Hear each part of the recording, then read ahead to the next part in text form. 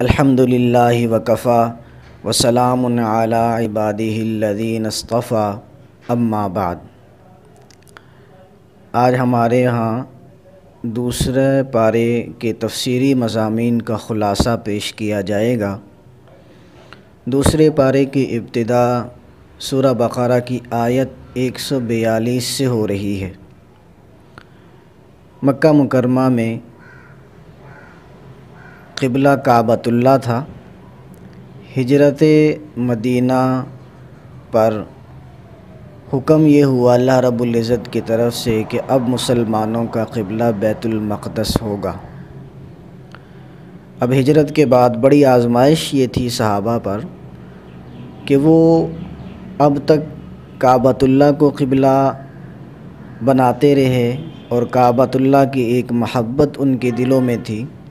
تو آزمائش اور امتحان یہ تھا صحابہ کرام رضوان اللہ تعالی علیہم اجمعین کا کہ وہ کعبہ کی محبت کو ترجیح دیتے ہیں یا نبی اکرم صلی اللہ علیہ وسلم کی اتباع کرتے ہیں اور بیت المقدس کی طرف رخ کرتے ہیں۔ تو صحابہ کرام اس آزمائش میں کامیاب ہوئے۔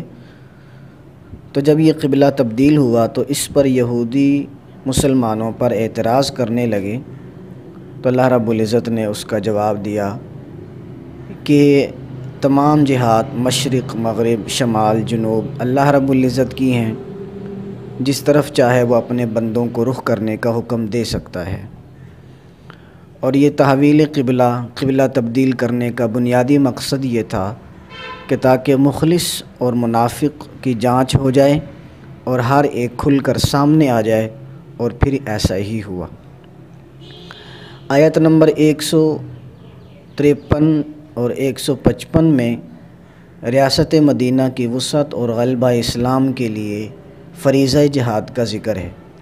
بتلایا گیا ہے کہ دین پر عمل صرف عبادات تک محدود نہیں، بلکہ اس کی تبلیغ اور غلبہ اسلام کی جد و جہد بھی ضروری ہے، اور اس دوران تمہیں جان مال اولاد کی قربانی دینی ہوگی، اور جو خوش نصیب اس جد و جہد میں جان دے گیا وہ ہمیشہ کے لیے زندہ ہے، اسے مردہ تک کہنے کی اجازت نہیں ہے۔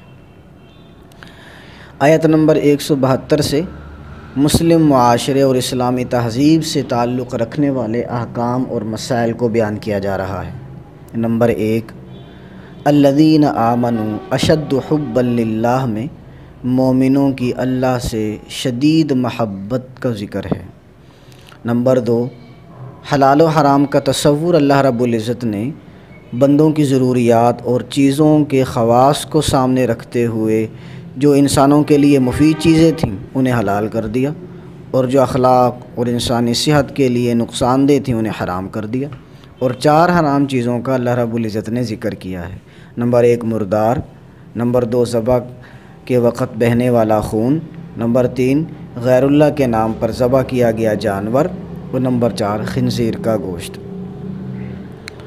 تیسرا حکم روزے کے فرض ہونے کا بیان کیا گیا۔ روزے کے مسائل پر روشنی ڈالتے ہوئے یہ بتلایا گیا کہ بیماری یا سفر کی حالت میں عارضی طور پر روزہ چھوڑنے کی اجازت ہے، لیکن بعد میں اس کی قضا کرنی ہوگی، اور اگر انتہائی ضعیف العمری ہے یا شدید بیماری ہے تو روزہ رکھنے کی طاقت نہیں، تو ایسے شخص کو ہر روز ایک مسکین کو 2 وقت کا کھانا بطور فدیہ دینا ہوگا۔ چوتھا حکم قصاص کا حکم بیان کیا گیا۔ امن قائم کرنے اور انسانی جانوں کا تحفظ کرنے کے لیے قتل کرنے کی سزا رکھی، جسے قصاص کہتے ہیں، اور یہ بتایا گیا کہ یہی ایک طریقہ ہے جس سے تمہاری جانیں محفوظ رہ سکتی ہیں۔ جہاد کا حکم اور مقصد بیان کیا گیا کہ غلبہ اسلام کے لیے جہاد کا حکم دیا گیا، اور بتلایا گیا کہ اصل مقصد جہاد کا وہ معاشرے سے فتنہ و فساد کا خاتمہ کرنا ہے۔ آگے شراب اور جوئے کے جسمانی، مالی، عقلی اور اخلاقی اعتبار سے جو نقصانات ہیں وہ منافع کے مقابلے میں زیادہ ہیں، یہ بات واضح کی گئی، اور آپ علیہ الصلوۃ والسلام نے شراب کو ام الخبائث، تمام بیماریوں برائیوں کا منبع و مرکز اور جڑ قرار دیا ہے۔ اور پھر آخر میں یتیموں کی کفالت کی تعلیم دی ہے کہ یتیموں کے ساتھ اچھا سلوک کیا جائے اور ان کے مال کی اچھے سے حفاظت کی جائے اور ان کا بھرپور طریقے سے خیال رکھا جائے۔ آپ علیہ الصلاۃ والسلام نے فرمایا سب سے بہتر گھر وہ ہے جس میں یتیم بچہ ہو اور اس سے حسن سلوک کیا جا رہا ہو، اور سب سے برا گھر وہ ہے کہ جس گھر میں یتیم بچہ ہو اور اس سے برا سلوک کیا جا رہا ہو۔